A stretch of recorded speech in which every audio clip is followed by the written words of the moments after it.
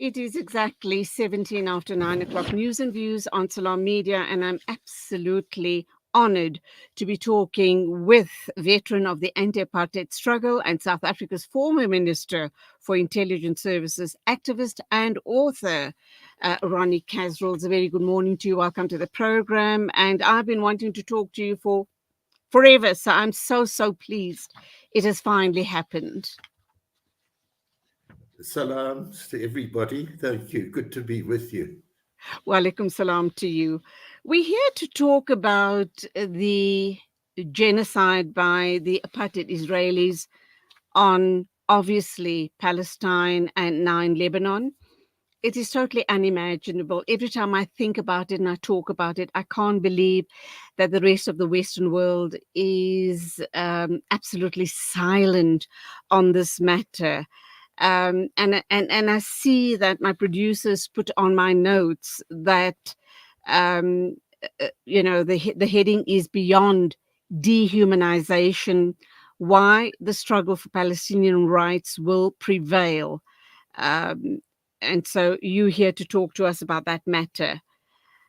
You being in the position that you occupied all those years, you being an activist, you fought in the struggle for the emancipation of us as South Africa. How do you see all of this playing out, and what are you reading into this genocide when you see it? Can you believe it's happening, and can you believe that the Western world is absolutely silent on this? Well, it is so awful, as you say, and we've all been experiencing similar emotions. It's nightmarish, and at times you feel you don't want to watch the TV screens. I mean, Al Jazeera shows everything in real time. The Western television stations and media generally were, as we know, no surprise, ignoring the plight of the Palestinians, focusing purely on the Israeli losses, as we well know. And of course, it's over the year that even they have been shamed into admission to some degree. It is absolutely so appalling that we do not find the adequate words. We feel inadequate, but we mustn't. It's our absolute duty in terms of being able to speak for the Palestinian people and the people for the whole Middle East, because they're all in Israel's crosshairs and the collective West. By that, I'm talking about, also no surprise, former colonial powers, from Britain to the French to Germany and the rest of those powers, who were all colonial powers. And in fact, between Britain and France, First World War period, they're the ones who carve up artificially the Middle East, and we know about the Palestinian Mandate and so on. The United States comes in a bit later and, of course, is the supremo, the main sponsor of Zionist apartheid, settler colonialism, Israel. We need to understand that inherent in Zionism is exclusivity. They won't include others. It's the question of Jewish supremacy, über alles, white supremacy, in other words, although, quite frankly, you can't tell much difference between some of the Jews and the Palestinian Nazism. people. As you speak, Ronnie, as you speak, sorry for the interruption. When you talk about Jewish or Zionist white supremacy ideology, the thing that jumps to mind immediately is Nazism. And what is so very sad about all of this is that the Jewish peoples suffered the Holocaust. 6 million people, 6 million innocent Jewish people were slaughtered in the Holocaust. And here we see the very possibly grandchildren of those victims are perpetrating the very same thing, if not worse, on innocent Palestinian people and wanting to grab with both hands the Middle East. You know, a friend of mine who's very prominent in the British anti-apartheid, anti-Israel, pro-Palestinian movement, who's learned to speak Arabic, has been to Gaza, Palestine over and over. Every time I visit her over these past years, she's had young people from Gaza, fortunately coming to study medicine or whatever in Britain, and hers is like a home from home. She said to me the other day, Ronnie, you used to say that we need to understand the innate nature of Zionism, because that can go to absolute extremities approaching Nazism. And now one has seen it. So growing up in a Jewish community during the war years, and going to Hebrew school and being open to all the propaganda.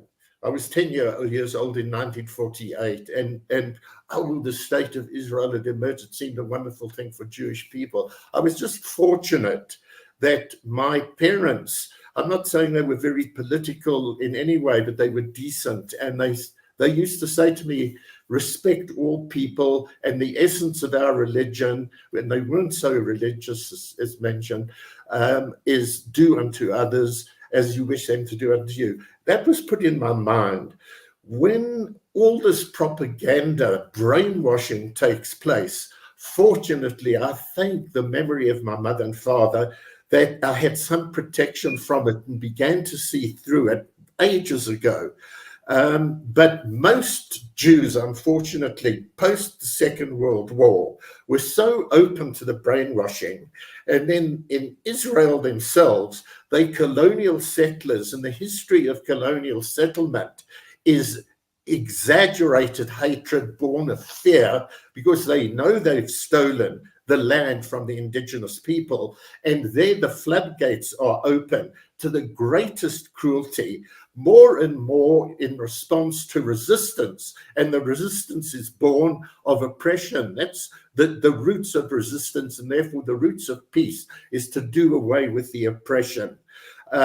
So what occurs then in Israel itself and latter day Zionists in the world, up to now it's breaking down, were so totally caught up with Zionist brainwashing that they believed that the Palestinians, the Arabs are Untermenschen, the word for Jews in Europe by the Nazis, and it's that fear aspect taken to such extremes. It's so criminal and unbelievable. But I would say that's really the root of all this criminality and the genocide, the fact of not seeing human beings, the fact that they prepared to see the deaths of women and children, 70% of this enormous toll of people who are being murdered. Ronnie, we've got a question from someone called Costa. We digress a bit here, I think, but let me put the question to you.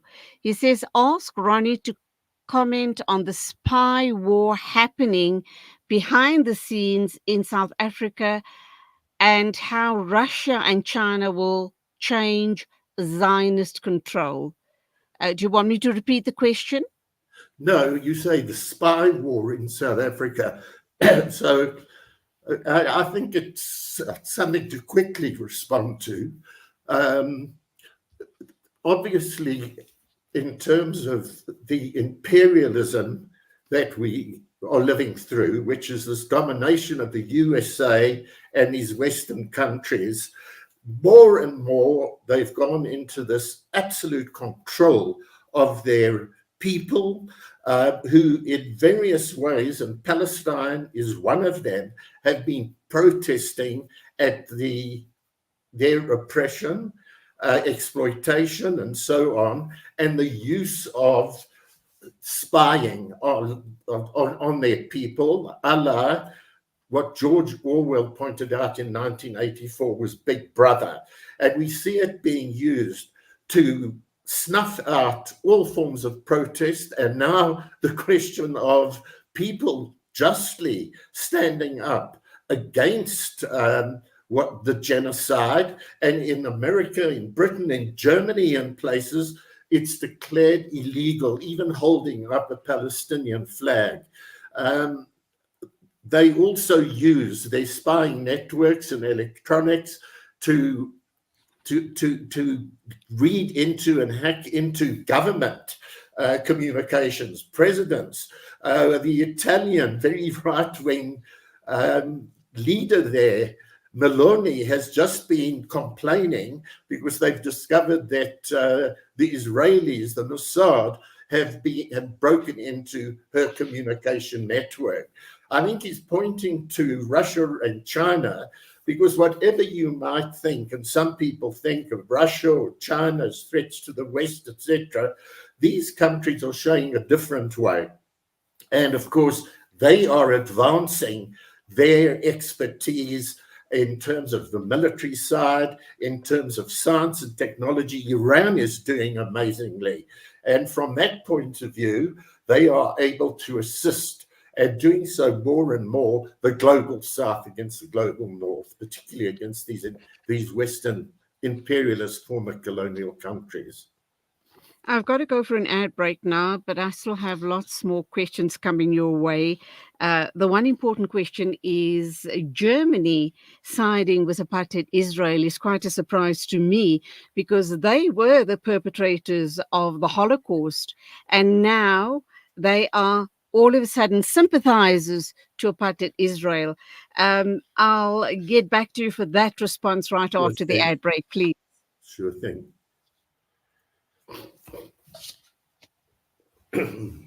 With Salam Media. This is Salam Media, coming to you live from South Africa. Valley's Motor Spares.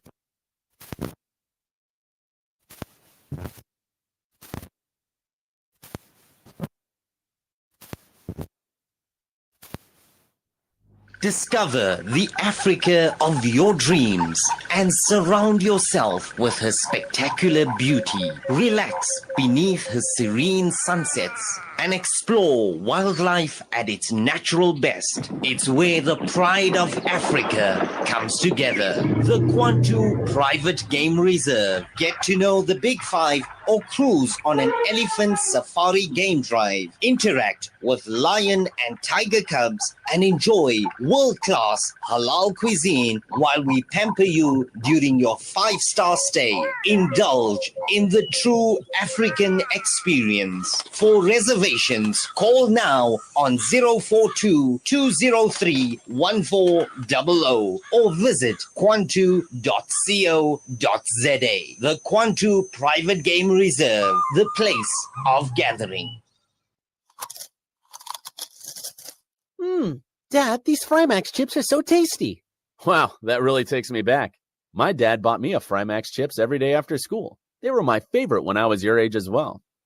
Quality is at the very heart of what we do, and that's why we ensure that every Frymax packet is filled with the beautiful goodness and flavor-packed taste that you've come to expect from us since 1982.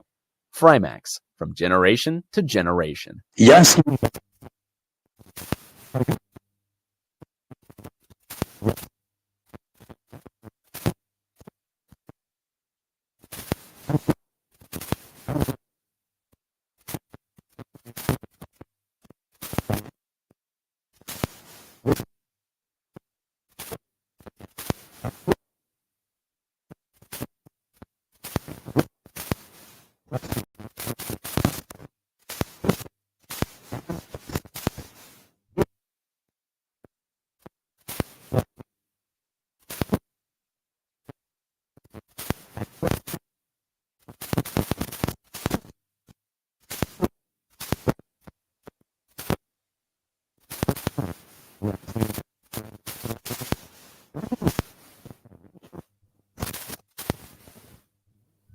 And stay ahead with Salam Media.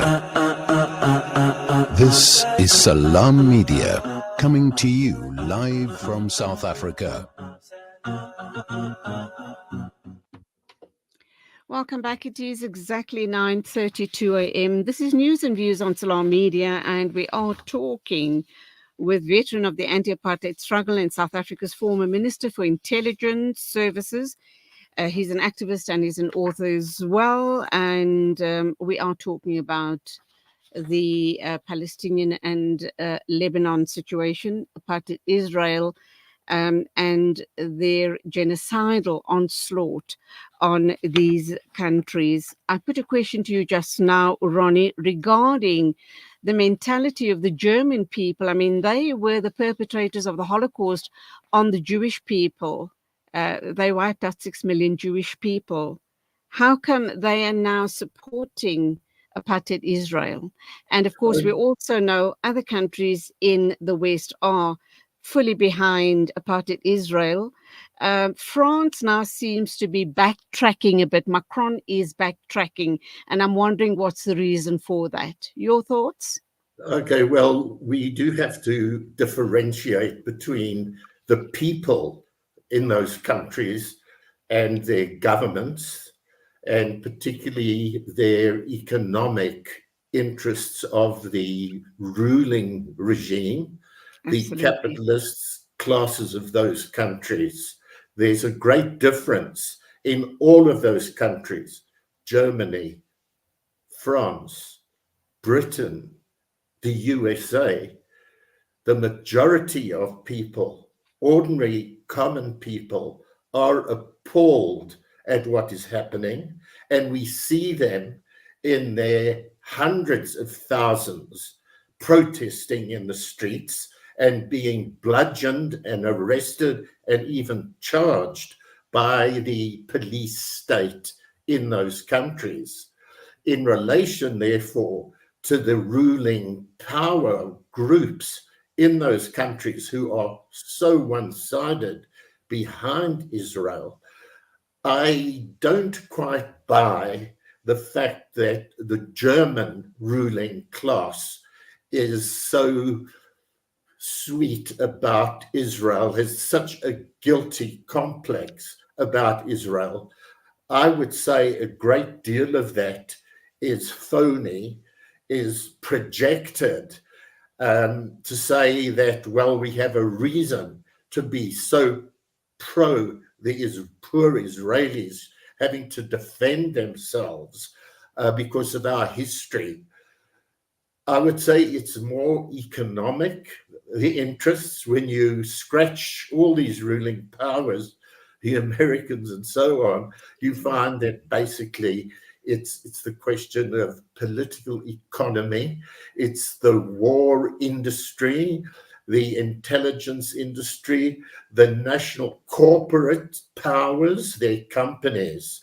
And the Germans, after the US, are the world's leading providers to the apartheid state of Israel of their munitions, their ability to fight, to carry out aggression in the area. It's big money interests that. And take into account that along that Mediterranean coast that makes up the Gaza coastline, along occupied Israel into the Lebanon, there's gold, there's oil and gas fields, and the Germans, along with these other Western powers, aim to benefit from them, especially the Germans, who are this economic powerhouse of Europe. They broke with Russia, and in relation to Ukraine, although Russia was providing them with the cheapest possible oil and gas, and in relation then to what's happening in Israel, it's one of the reasons of being able to gain from Israel the gas and the oil that they're depriving the Gazan and Palestinian people of. It's theirs, actually, and the same would apply to Lebanon. So we must look beyond what they actually say. Bear in mind as well the genocide they carried out against Namibia, and the fact that they refusing to provide restitution for that in Namibia. So the Germans are appalling, and the end of the Second World War, thanks to the USA, who propped up West Germany, they didn't denazify. And it's very well known that these Nazi elements are very dominant within Germany itself. So I would put that as an example. France has always had quite an ambivalent rivalry as well with France, particularly, and Britain, and is very opportunistic. It strives to keep close, especially in the Middle East, and we know of the situation in West Africa as well. But it's also paper thin. They playing a little bit of a game to make out that, look, we actually have a more of a morality. We are worried, and we find that Israel is at times overstepping the mark. Ronnie, I could sit here picking your brain all day long. Unfortunately, we are running out of time. My next guest is on standby. Two very important questions I do need your input on. And that, of course, is the issue. And I don't want to go into the Balfour Accord right now. Perhaps I can save it for a future interview with you. But of course, it's that Sykes-Picot Accord, and we do know that the British were responsible for the carving up of the Middle East. And we had the Balfour Accord. Let's hope and pray that this madness ends. And once the Palestinian people, get back to their country, they start rebuilding, they can and should and must hold the British, including the royal family, should hold them to restitution for what's happened in Palestine. Would you agree with my thinking along those lines? Yes, absolutely. In relation to restitution, all of those Western countries in the USA are totally complicit with the genocide. They're guilty. In terms of the case that's taken to the International Court of Justice, which is still examining all the evidence. It takes long, unfortunately. There's also foot dragging and so on. But in the end, Israel will have to account, as will its sponsors. So I agree. The only thing I want to stress in terms of what you've said is that Zionism is breaking apart. Zionism is on a death spiral now by killing the children of Palestine and the people, the women, the elderly, now turning on Lebanon, so on. The society is an unstable one. The economy is going through crisis. The military cannot win the war in the long term. They can inflict pain. They can take out leaders through illegal assassination and the like. But they're losing, and there are casualties mounting. So, and the world is isolating Israel. So the BDS movement is something that we must support in our country, and of course apply pressure in all the countries of the world to get their governments to apply sanctions against Israel. Ronnie Kasrils, an absolute pleasure having you on the show today. I do hope that you and I can have many more such conversations going forward. You keep safe, keep well, and my regards to the lovely Amina Frenzy. Till the next time. Till the next time, Assalamu alaikum to you. Assalamu alaikum, shukran. It is exactly 9:42 News and Views. Moving along, Abdul Alim Hamza is standing by. We thank you for your patience, but we will join you in a minute or two, inshallah. We are here in the middle of a Zahra neighborhood. The whole neighborhood is already destroyed. More than 17 towers are down.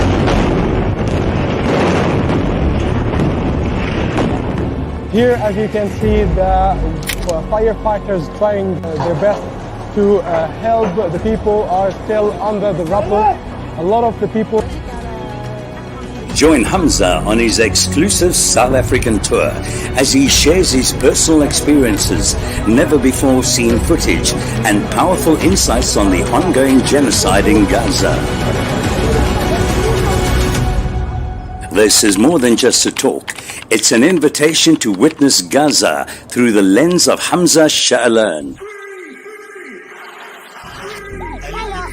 Don't miss this opportunity to meet the photojournalist who brought Gaza's pain and perseverance to the world in its darkest moments.